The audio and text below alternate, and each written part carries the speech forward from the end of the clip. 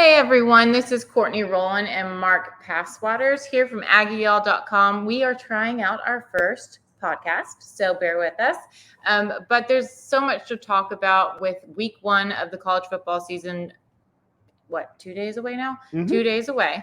A&M is ranked number 6. They named a quarterback, lots of storylines. I guess, Mark, what is the biggest storyline heading into this first game against Sam Houston? Well, first of all, welcome to the F word. The F word being football. It's kind of appropriate what you say. There are a lot of storylines. I think that the big one is, of course, Haynes King beating out Max Johnson for the starting job. Was Connor Weigman ever really in it? No, I don't think so, and that's not a slap at him. I mean, we know how advanced and complex this offense is. A lot of people like to shoot at it and say, "Well, it can't be that tough." Well, you don't, it may not look like much to, the average fan. It may not look like much to us, but the lingo, and you hear it at practice, when they yell that stuff out, it's like, how do you keep this stuff straight?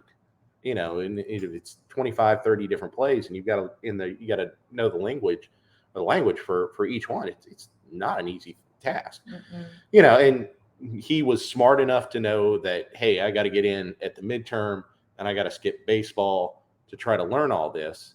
And he still is picking things up. Right. But I don't think that's necessarily an insult to Weigman, because I think Max is still picking stuff up. And that's one of the things that helped Haynes King win this job, is the fact that he's got 3 years in the system. And you add that with, his speed. And, even though we've only seen him play, very, very few games against not, the toughest opponents. Yeah. What's your confidence level? Pretty high. I think that he showed all summer, and you will probably agree with this, and if you don't, tell me, but he seemed like he was the most consistent guy every practice. His passes were on time, they were on target. He was hitting the right guy at the right moment, and things of that sort. I thought that kind of separated him from Max. Mm-hmm. And I think it's just a pure comfort level. He's comfortable in this offense. He gets this offense. He gets the guys on this offense. And I think that the leadership element came into play a little bit too. He won a lot of people over last year after he got hurt. He could have slunk away and not have been part of the program, but he was out there every practice, every game, even though he was on that stupid walker for 2 months. And I think that a lot of guys appreciated that. They wouldn't have spited him if he'd just gone and done his own thing or rehabbed and waited. But he wanted to be there. He wanted to be part of things. And what I think concerns that helped me, though, is what took Jimbo so long to name him. Well, the starter. You think about it. It took him that long to name him last year when it was Calzada, and you and I and everybody else knew who QB1 was coming out of the spring. Mm-hmm. So I think it's just Jimbo's way of doing things. Right. And, I think that, maybe it ensured that Max stayed, but I don't think that was as big an issue as people make it, because where's he going to go in 2 weeks and get a starting job? Nowhere. He'd have to learn an entirely new system. He'd have to go and get acclimated with his teammates, a new program, and all that stuff. It just didn't make any sense. Right. So I think the best thing that he could do is stay put and wait for, what could happen after what we saw last year. So Texas A&M has been in the headlines quite a bit lately, whether it's recruiting, Saban and Jimbo, and then also now being ranked number 6 for the AP poll. I think it's 6 and 7 based on different polls, heading into this first game. Now, the last time I can remember A&M going in at number 6, Ryan Tannehill, I think, was going to be the quarterback, and it was not a good season. Yeah, I mean, every time that expectations have been high, the Aggies have not met the challenge. I mean, let's face it. The year that you're talking about, 2011, they ended up, 7-5, and Sherman was fired. Mm-hmm. They always seemed to be good as the underdog. Yeah, and and then 2013, you get Johnny back, you got Mike Evans, all the hype around that offense, and cashing out and all that stuff, and the defense was just atrocious.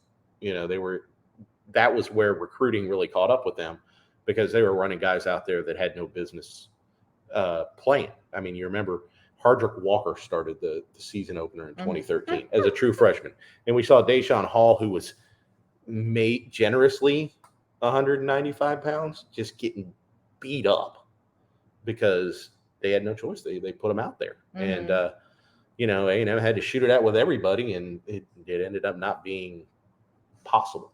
I guess you can't really compare because Jimbo is completely different. Totally different. I think that one thing that this group has, at least we think, is depth. You take a look at it. What's your confidence level on Haynes King? Oh, for me, it's pretty good. But who's right behind him? Max, who threw 27 touchdowns last year at an SEC school. And who's behind him? The best dual threat quarterback in the country in last year's class. Running back, you're 4 deep. Wide receiver, you're 3 deep. Tight end, they're going to rotate 5 guys this weekend. So you got all that. They've got depth in the middle of the offensive line. A little questionable maybe on the edges. Then you look at the defense, and Monsters. where is a lack of depth? Maybe it's safety, but that'll change when Brian Anderson and Jared Kerr come back. And then corner, you got a bunch of guys. Right. Linebacker, you got Cooper and you got Andre White, and Chris Russell had a great summer. So, and you've got the opportunity there to develop the Harrises, Martrell and Ish. So, if these freshmen that are going to be backing up are as advertised, and they can just do it in limited minutes, as opposed to getting out there 40, 50 snaps, this is going to be a real good defense. So depth obviously is important, but I guess equally as important is how the coaches use them, considering the transfer portal and how to keep them happy. Right. So how will that work? Well, I think especially at quarterback. Yeah. Well, I think for one thing, I don't know. The fact that unlimited transfers were shot down helps in the possibility of keeping Max around. And the fact that Jake is going to play and he's going to play early doesn't hurt either.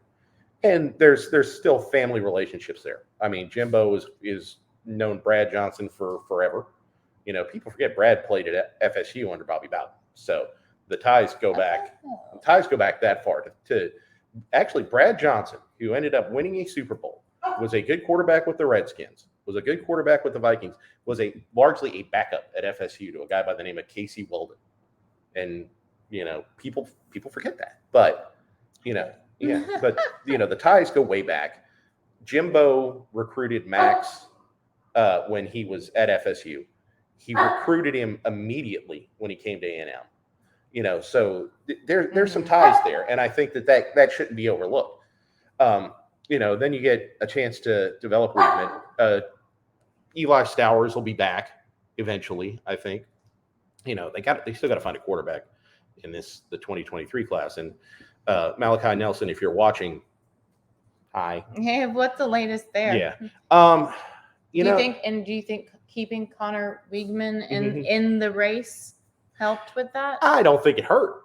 Certainly I think what'll eventually help is, what does Haynes do? Or what does Max do? Or when the time comes, what does Connor do? Because Connor is, absolutely the elite quarterback prospect that Jimbo has gotten to this point at A&M. But, it certainly doesn't hurt to have Weidman involved, to let people know what he thinks of him and his talent and potential. And, what you got to do is you got to sell Nelson on how he can operate in this offense and why it will be better for him than going to USC. And like I wrote a couple of weeks ago, A&M now has one advantage. Where do you want to throw the ball when you go on the road? Do you want to throw the ball in Starkville? Or you want to throw the ball in East Lansing in November? That's true. And, one thing that is a little bit nerve-wracking there is Lincoln Riley at USC. He's brought a lot of, top talented players there, and the transfer portal has been a blessing for him. Do you think he could you think he'll keep him there? I think he's going to try like crazy because he'd be nuts if he didn't. And let's face it, Lincoln has the advantage in recent quarterback success. Kyler, Caleb Williams, he can't say Spencer Rattler, but, Rattler could turn things around at USC, and that would actually be a strike against Lincoln. But, the fact that you got Murray, you had Baker Mayfield, you got Caleb Williams now, all those guys have been successful in the college ranks and ended up, with, in the case of Mayfield and Kyler, making a lot of money, first overall picks. So, there's an advantage for Nelson. A&M has to sell him on, yes, this system will work for you in the NFL and you will be better prepared than you would be, working with Lincoln Riley. 2, you're playing with better personnel. 3, you're playing against better personnel. Mm-hmm. And 4, NIL. It seems like USC's having some issues with that. It seems like there's some grumbling out there about promises not being kept. And, hey, let's face it, if Malachi Nelson is on the market, A&M has the ability to compete with anybody when it comes to, NIL opportunities. Yeah. Let's get back to we kind of went off there, but let's go back to A&M this weekend in Sam Houston. What do you expect to see? Do you expect to see the starters the whole time? Do you expect to see first, second, and third team?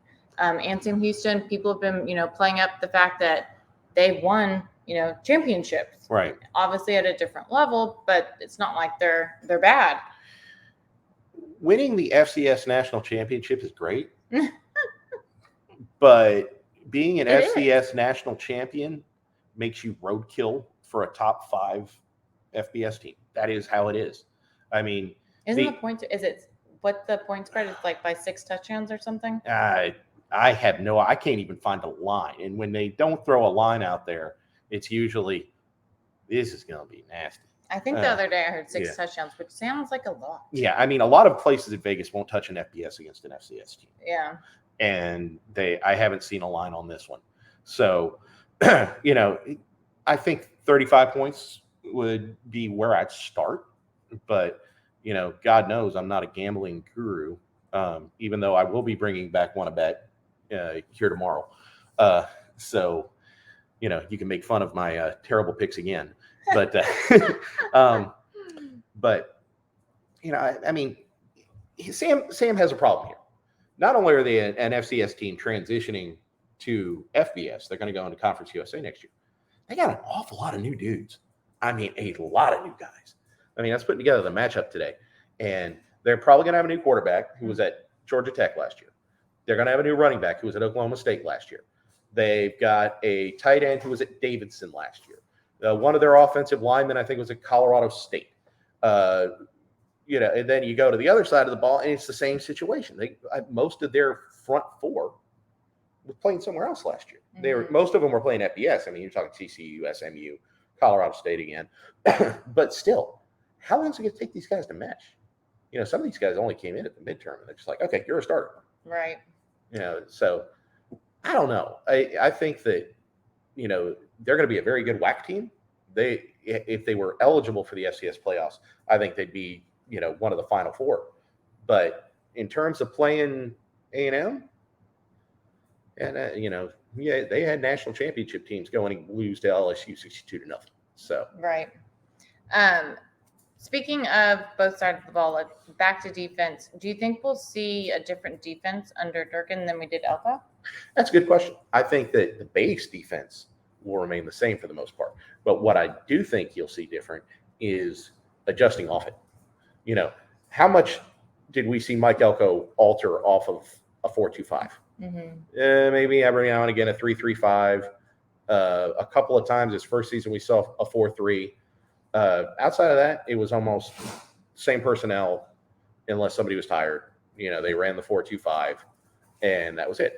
Now last year, you remember we went to Ole Miss, and we were expecting to see a 4-2-5 or a 3-3-5, and he ran some ridiculous, almost like I mean, it was a 3-3-5, but with both linebackers blitzing all the time, right, to take away the run.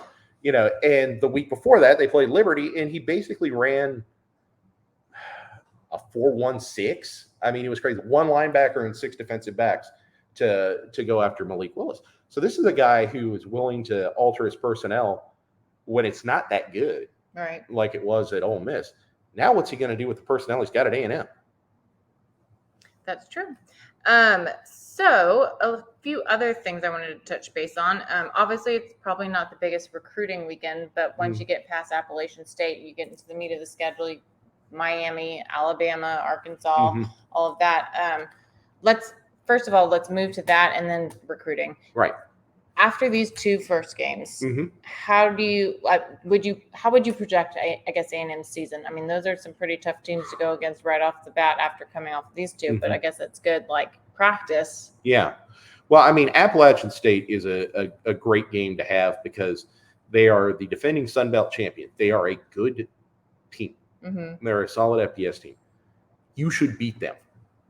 But they're going to give you some competition. They're going to let you see some things that you're going to see later, probably with better personnel in the SEC, the way they run their offense and their defense. And then Miami's going to have a good offense.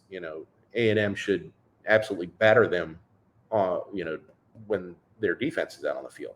But they have the ability to move the football. So there's a good challenge there going into Arkansas. And, I can't figure out. Arkansas always gives A&M a battle. Yeah, they give A&M fits. They beat them physically last year.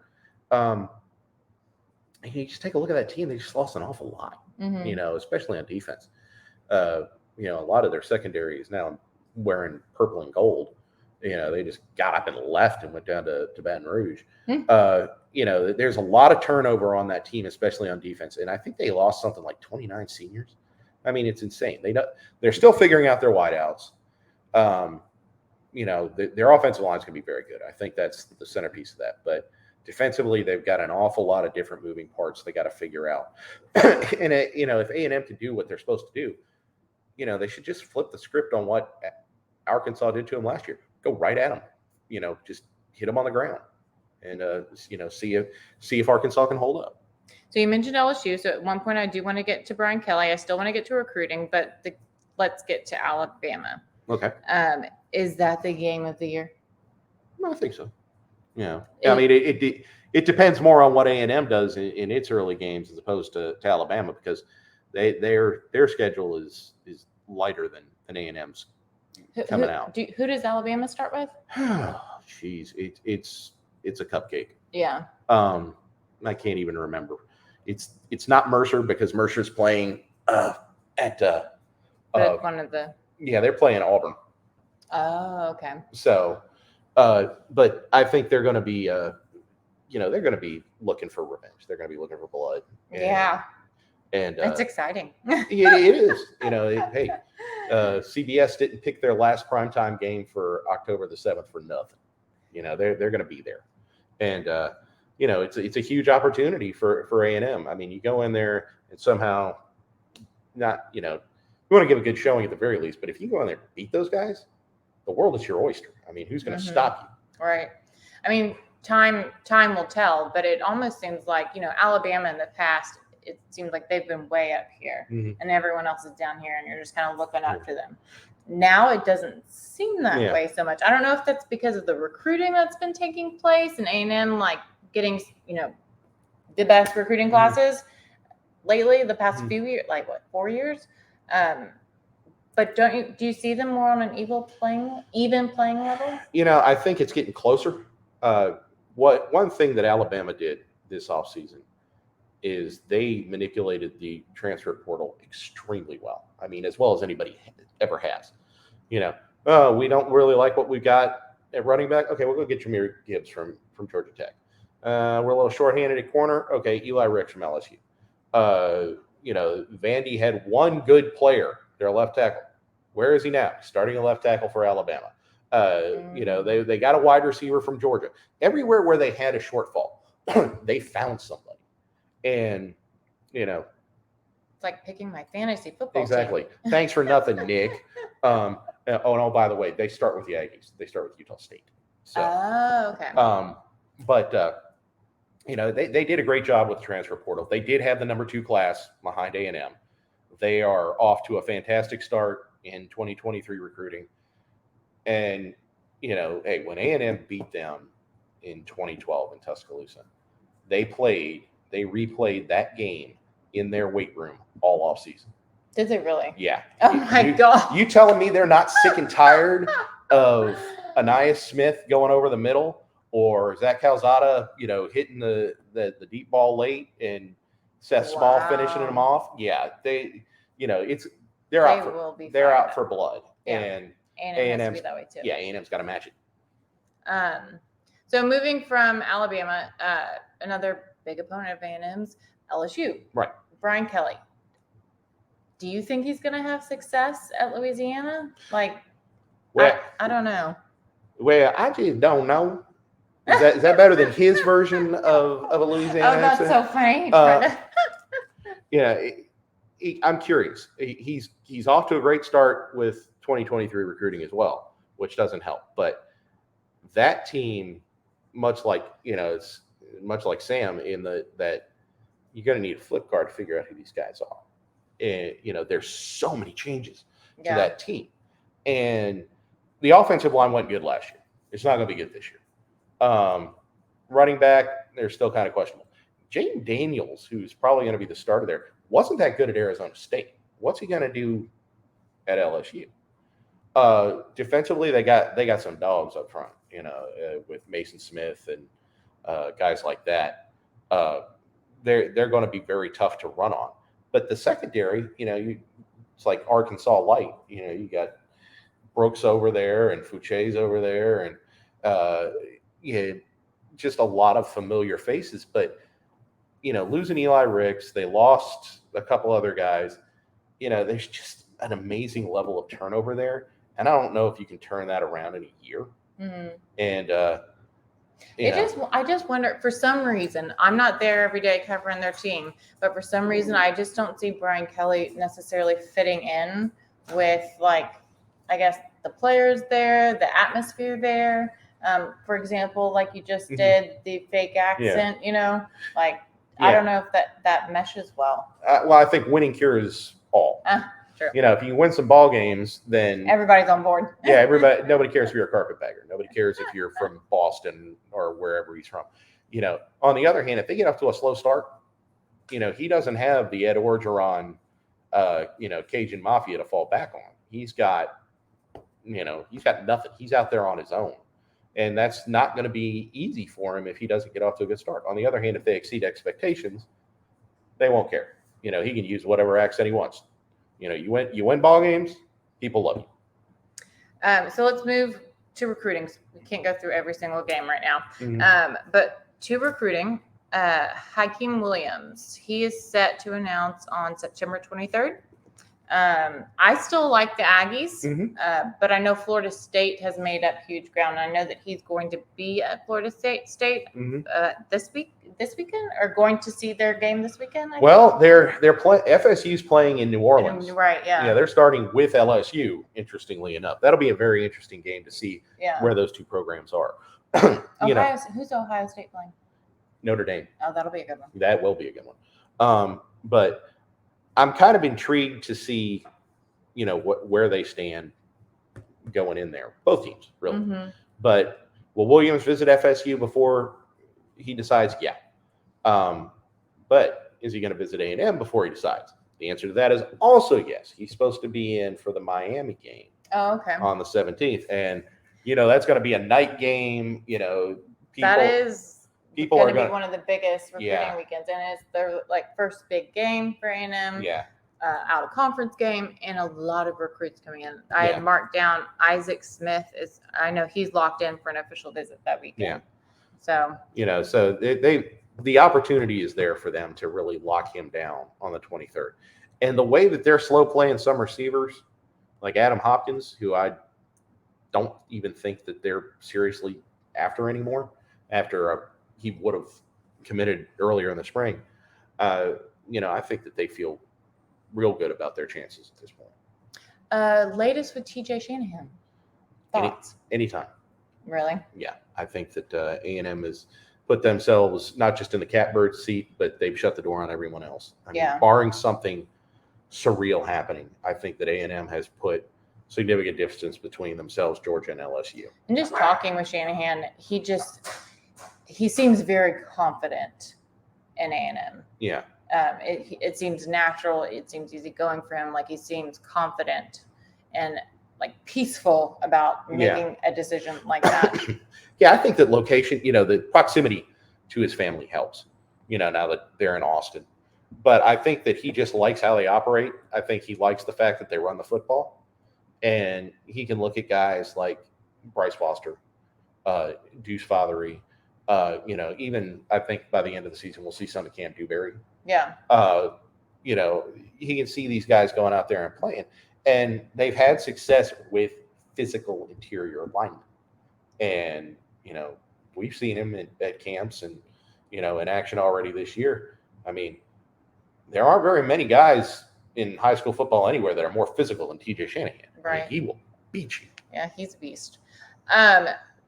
Moving to the coaching carousel, do you think Jimbo Fisher is on the coaching hot seat? No, absolutely no. I think that anybody who says that is nuts. First of all, let's talk these two big words: guaranteed money. There's a whole lot of it there. Yeah. We're talking 80-something million bucks. They're not going to eat that. But the expectations are championship beyond. Yeah, expectations are high, and they should be. When you pay that amount of money, you get the number one recruiting class. Right. Yeah. But honestly, anybody who says 2022 has to be the year, you're dumb. 2023 is where I think they have their by far the best shot. Take a look at what they lose this year. Not much. Right. They lose Andre White. They lose Damani Richardson. They lose Miles Jones. They probably lose Brian George. Layden Robinson will probably go if he has the season that I think he will. Antonio Johnson will probably go for the same reason. Devon Achane could. Oh, you think he could? Possibly. Oh, I think that I hope not to. He's so fast. I know. But that's the thing that may keep him is the fact that he likes to run track. So that may keep him around an extra. Yeah, and you lose Anias. But you think about it. What we were talking about before, the depth. Layden Robinson, okay, he's going to go. But who steps up? Who plugs in? Cam Dewberry, Jordan Moko. Okay. High five-star. Yeah, five-star, high four-star. Max Wright leaves. Donovan Green, Jake Johnson. Boom. Anias leaves. Ewell Keith Brown or Moose. Boom. It's just plug and play. Your quarterbacks are back. The rest of your running backs are certainly back. 4/5 of your offensive line is back. Your entire defensive line is back. You could have at least one of your linebackers back. Almost all your secondary. The majority of A&M's players are going to be there again next year. The younger guys that we haven't even really talked about, LT Overton, Walter Nolan, Shamar Stewart, Noah Thomas, Chris Marshall, Green, Johnson, Denver Harris, Smoke Bowie, all these guys are probably going to be reserves for the better part of this year. They'll have a year of experience. They're going to be better. Mm-hmm. And these guys, you've seen it. They're off the charts in terms of physical ability already. Yeah. So, you add that in. They're scary. Yeah, they are. I mean, Shamar Stewart, I would not want to. I mean, if I were. Don't mess with him. Yeah, don't mess with him. I mean, if I'm in a dark alley, I want him behind me for support because he's going to scare the living crap out of anybody else who's in that alley. Now, you take a look at that, then you take a look at the schedule. Alabama's at home. Boom, right there. Mm-hmm. You things sort out better. Mississippi State at home. You've got LSU on the road. That's a bit of an issue. But Auburn's at home. Yeah. You start. I hate that A&M has to play Auburn and Alabama away every single year. Yeah, but then they come at home every that's annoying. But going to Auburn's an annoyance. But it's a nice campus. Yeah, but it's not nearly as bad as going to Starkville. And I've not been there. Okay, every time I've gone, they've laid an egg, and I'm not even talking about and the cowbells. Yeah, I'm not even talking about the town itself or Klanger or everything else, they have just come out and looked like crap. Every time I haven't gone, they've won. So, sorry guys, I'm going. But the schedule sorts itself out better for 2023 when you take a look at who you get at home. You get the monster at home, and what a game that was last year. Crazy. But I was watching highlights of it on the drive home from College Station the other day, and I started crying in the car because I was so like, ah. But things shape up better for next year. They really do. I mean, I have high expectations for this year. I think they should be good. But you talk about national championship. I think next year it seems, in my mind, a lot more feasible than this year. Speaking of national championship and high expectations, it seems like national analysts from different, across the board, they're on both sides of the totem pole here. You got Desmond Howard saying A&M in the top four, and then you got other analysts saying no way. Why is there such a huge gap there? I think that it has to do with two things. One is people who believe in the expectations and that they can be met because they have that talent, they have that depth, they did have that number one recruiting class. So that's where the fans are. The opponents, the haters, are sitting there going, yeah, you went 8-4 last year. My response to that would be, yeah, with a backup quarterback, one healthy corner, because Jalen Jones was playing hurt most of the season. A bunch of hurt or ineffective wide receivers, a banged up offensive line with 2 freshman starters, and look what they did. And they were still 8-4. So, yeah, should they have done better? Yes. The Mississippi State was an inexcusable loss. They should have won the game at LSU, and they got screwed out of that, with bad calls by the officials. Oh gosh. Do you think the number 6 preseason ranking is that due to the fact people are still reminiscing on Alabama and the recruiting classes? Is that how that comes together? I think so. Yeah. I think they also know that A&M has some good players back. Right. And they're talented. Yeah, and I think kind of in a backhanded way, they're trying to put pressure on Jimbo. They're trying to say, okay, here you are, you're the number 16. What are you going to do now, buddy? Because if you don't meet these standards, we're going to skewer you again. So I think there's a little of that backhanded, devious element involved with it too. Who do you think, which college and which program do you think this year will kind of be the surprise, the Cinderella story, if you have it? Or I'd like it to be A&M. Yeah. But would they be considered a Cinderella story at this point, being ranked number 6? No, I don't think they would. It's a good question. I would have said Utah, but they're ranked 7th. So much for that. I mean, just so long as the Final Four isn't the same 4 schools. I agree. Yeah. Well, I think it obviously has to be Texas, right? I mean, sorry, I can't do it. I can't. I think one team that could be better than people think is South Carolina. I really do. I think that and A&M's at South Carolina. At South Carolina, I don't think South Carolina will beat A&M, but I think that Shane Beamer's done a very good job.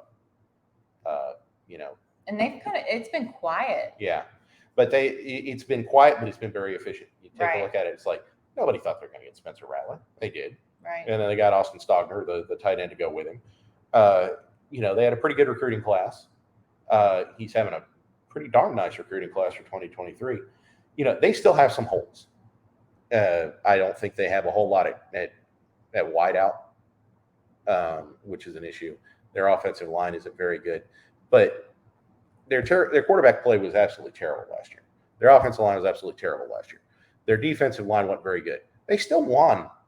They still had a winning record, which is a minor league miracle considering how bad A&M thrashed them when they came into College Station. I mean, they just battered them 2 years in a row to the point where it wasn't competitive. But Beamer has found a way to make that team competitive. They believe, and I think that they may not be a whole lot better than a 7-5 team, but they're going to be a tough out. And there are going to be some teams that know that they were in a dogfight when they play South Carolina.